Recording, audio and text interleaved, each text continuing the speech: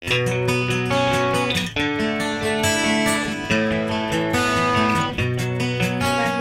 To my channel. আমি পৃথা চলে এসেছি আবার একটা ব্র্যান্ড নিউ ব্লগ নিয়ে। না, আমি কালকে ওটা এন্ড করে দিয়েছি। তো যাকে আমরা তো আবার রেডি হয়ে গেছে। আসলে এইটাই আমি পরে এসেছিলাম যাতে ট্রেনে একেবারে নোংরা হয়ে যায়। 14 বার অনেকগুলো ড্রেস পরলে না আমার অসুবিধা হয় খুব। তো যাকে এখন বাজে হচ্ছে 9:05। ঘুম থেকে উঠে গেছিলাম 8:10-15 নাগাদ। তারপরে সবাই রেডি টেডি হলাম, হয়ে এখন আমরা যাব বোলপুর। বোলপুর থেকে আমরা 10:16 ট্রেন ধরবো, সেটা আমরা হাওড়াতে ঢুকবো। এই হাওড়াতে কতক্ষণে ঢুকবো?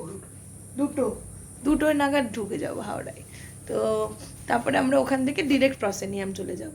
তো আমরা এখান থেকে বেরোই একদম নিস্তব্ধ, এত সকাল, মানে 9:05, মানে আমাদের ওখানে তো গ্যাঁ গ্যাঁ গ্যাঁ গ্যাঁ আওয়াজ, এখানে এখনও ঝিঝি পোকার ডাক শোনা যাচ্ছে।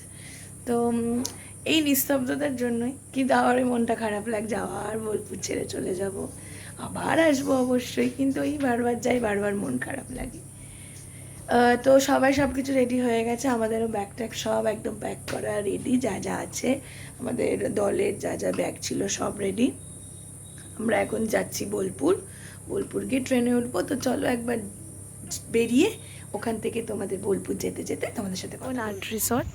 আমি সত্যি ইন ডিটেলটা এখনও পাইনি, কিন্তু আমি তোমাদেরকে যদি পারি আমি অবশ্যই একটা ইন ডিটেল দিয়ে দেবো যে কীরকম কী খরচা পড়ে বা থাকা খাওয়ার কীরকম প্রাইস হতে পারে, সেই পুরোটা তোমাদের দিয়ে দেবো। এখন আমরা টোটোর জন্য ওয়েট করছি। এই তো টোটো দাদাও এসে গেছে, এই যে টোটো দাদা। তো আমরা এখন টোটো করে যাব বোলপুর। আর এই যে দুই মূর্তিমান লোক দাদা দাঁড়িয়ে রয়েছে চুপচাপ, চোখ বন্ধ হয়ে গেছে। চলো টোটো নেমে গিয়ে এখন বাসে উঠেছি, একটা এসি বাস উঠেছি। এত কষ্ট হয়েছে, 10:30টায় আমাদের 10:16-তে ট্রেন ছিল, সেটা এসেছে 10:30টায় এবং সেটা পৌঁছেছে এখন বাজে 3টে। মানে এতক্ষণ বোলপুর থেকে আমি জীবনে কোনো আসিনি। যাকে এখন বাসে উঠে গেছে, এখন আমরা ধর্মতলা নামবো, নর্মদা থেকে কিছুটা খেয়ে নিয়ে তারপরে যাবো প্রসেনিয়ামে। তো আমি আর ট্রেনে উঠেও মানে ভিডিও করতে পারিনি, কারণ এত ভিড় ছিল। পরে গিয়ে একটু হালকা হয়েছে, তো তারপরেও মারাত্মক ভিড়। আমরা এখানেই বসে আছি, আমি আর মর্যাদা, চিরঞ্জিত পেছনটাই আছে। তো এখন বাস ছাড়বে, চলো তারপরে ওখানে গিয়ে তো তোমাদের সাথে ভালো করে কথা বলছি, ফ্রেশ হয়ে নেবো, তারপরে ভালো করে কথা বলছি। সে গেছি ডেকার্স লেনে। এই আমরা খাচ্ছি ফ্রাইড রাইস, চিলি চিকেন, আর মর্যাদা খাচ্ছি এই পাউরুটি। ওদের পাউরুটি ছাড়া কিছু নেই। ধর্মতলা যেহেতু নেমেছি, ভাবলাম না ডেকার্স লেনে একবার খেয়ে নিই, তাড়াতাড়ি করে খাওয়াও হয়ে যাবে, আর ওখানে গিয়ে আমরা পৌঁছে যাবো। তো একবার দেখ, ফ্রাইড রাইস আর চিলি চিকেন। আমারও সেম ফ্রাইড রাইস আর চিলি চিকেন, বেশি দাম না, সাথে স্যালাড। আর ও খাচ্ছে পাউরুটি আর ঘুগনি, আর সব থেকে ফেভারিট খাবার ওই সবই খাচ্ছে। চলো আমরা খেয়ে নিই। দেশের সামনে লস্যির দোকানটাতে তো তোমরা সবাই জানোই, যারা জানো না তাদেরকে বলি এগুলো সব 45 করে, তো হ্যাঁ 40 করে। আর হঠাৎ করে চিরঞ্জিত আমাদেরকে এই লস্যিটা খাওয়াচ্ছে। চিরঞ্জিত থ্যাংক ইউ। আর ওরা দুজন নিয়েছে, আমি একটু কম ঠান্ডা নেবো বলে আমি বললাম আমাকে একটু বানিয়ে দিতে। এই হচ্ছে কেসি দাসের মুখ, মানে ধর্মতলায় কেসি দাস, এই যে বাঁদিকে, ওটার ঠিক এগিয়ে। তো আমরা একটু লস্যিটা খেয়ে নিয়ে টুকটুক করে চলে যাবো। কেমন খেতে বল?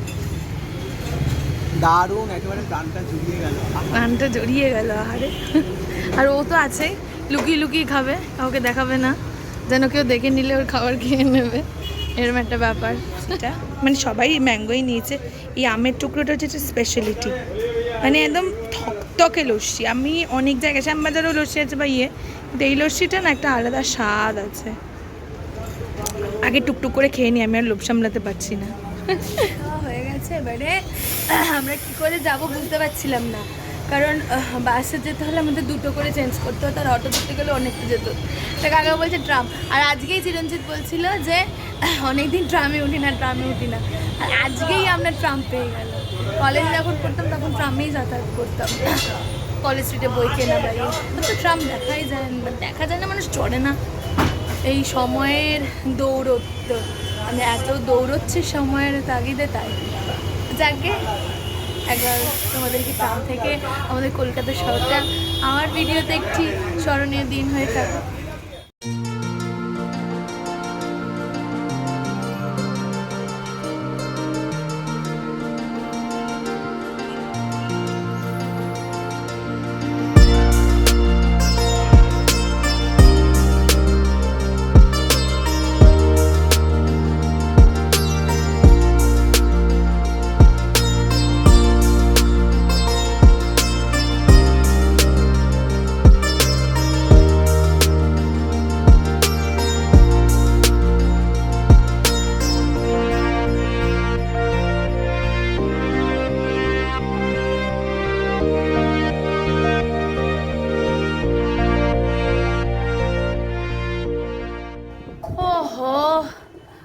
ফাইনালি আমরা প্রসিডিওর এসে পৌঁছলাম। না, লাস্টে ধকল হয়নি, কারণ আমাদের যেখান থেকে নামিয়ে দিই সেখান থেকে আমাদের 8-7 মিনিটের মতন হেঁটে তারপরে এলাম। ঘরগুলো একদম পুরোনো দিনের ঘর, এই দেখাচ্ছি পরে। কি ঠান্ডা, আর পরে তো এসে চলে গেলে হয়ে যাবে, একটু ফ্রেশ হয়ে নেবে। এই জামাটা আমি আগে ছাড়বো, আমার অসহ্য লাগছে। একটা কুর্তি নিয়ে এসেছি, ওই কুর্তিটা পরে নেবো এর উপরে, আর তারপরে তো পুরো সঞ্চালনাটা আমাকেই করতে হবে। পুরো সঞ্চালনাটা আমাকেই করতে হবে। আর আমাদের প্রথমে ঘ্রাণের পারফরমেন্স আছে দলের পক্ষ থেকে। আর ঘ্রাণ তো শুধু মনোজিৎ একাই করে, আর আমি মিউজিক করি, তো ও চাপটা আমার অতটা নেই। তো আমি ওই জন্য আগে একটুখানি ফ্রেশ হয়নি। আর চিরঞ্জিত এখানে বসে বসে একতারা বাজে। আমরা না দলগুলোকে যে উপহারগুলো দেবো আজকে, সেটা তোমাদের সঙ্গে একবার দেখি। তারা দেন একটা ওটা দে, তারপরে বার করছি। এই যে এই একতারা, ছোটো ছোটো ছোটো ছোটো একতারা। আসলে অন্য কিছু দেবো ভেবেছিলাম, গাছ দিই বা অন্য কিছু দিয়ে। যে বোলপুরে যেহেতু গেছিলাম, তো আমি এই একতারাগুলো কিনে নিয়ে এসেছিলাম। যদি আমি কিছু পাই, আমার ইচ্ছে আছে এইটাকে লেখার, মানে আমাদের তো লিখে দিতে হয়। আর আমরা তো পারিনি, যেহেতু কলকাতার বাইরে ছিলাম, ওটাকে প্রিন্ট করতে পারিনি। তো এই ছোট্ট একটা একতারা। তো এই একতারাটা আমরা ওদেরকে গিফট করব পারফরমেন্স হয়ে যাবার পর। 5টা নাটক আছে আমাদেরটা নিয়ে, আমাদের তো দরকার নেই। আমরা 4টে দল যাদেরকে আমরা মানে নিমন্ত্রণ করেছি, যারা পারফরমেন্স করবে, তাদের জন্য আমাদের তরফ থেকে এই ছোট্ট উপহারটা রইলো। কেমন লাগছে তোমরা কিন্তু অবশ্যই জানিও যে কীরকম কী। আমি চেয়েছিলাম খুব ছোটোর মধ্যে একটা টোকেন টাইপেরই গিফট দিতে, এবং যেটা আমাদের কাছে খুব সামর্থ্যের মধ্যে, সেটাই আমরা দিচ্ছি। এখন আর একদম কথা বলতে পারছি না, আমি একেবারে ফ্রেশ হয়ে যাই। দলরা আসুক, তাদেরও কিছু কাজকর্ম আছে, তারপরে আমি তোমাদের সাথে যে সুযোগ পারি কথা বলবো। আর নাহলে তো পুরো ভিডিও তোমাদেরকে দেখাবো যে কী হচ্ছে কি না হচ্ছে, কীভাবে কী করছি না করছি সব দেখাবো। আমি রেডি, ব্লগটা শুরু করি তখন যত কথা। আমি রেডি হয়ে গেছি। এই কুর্তিটা আমি শান্তিনিকেতন থেকে অনেক দিন আগে কিনেছিলাম, সেই কুর্তি। আর এই যে সাজাগুজো হচ্ছে, সব লোকজন চলে এসছে পেছনে।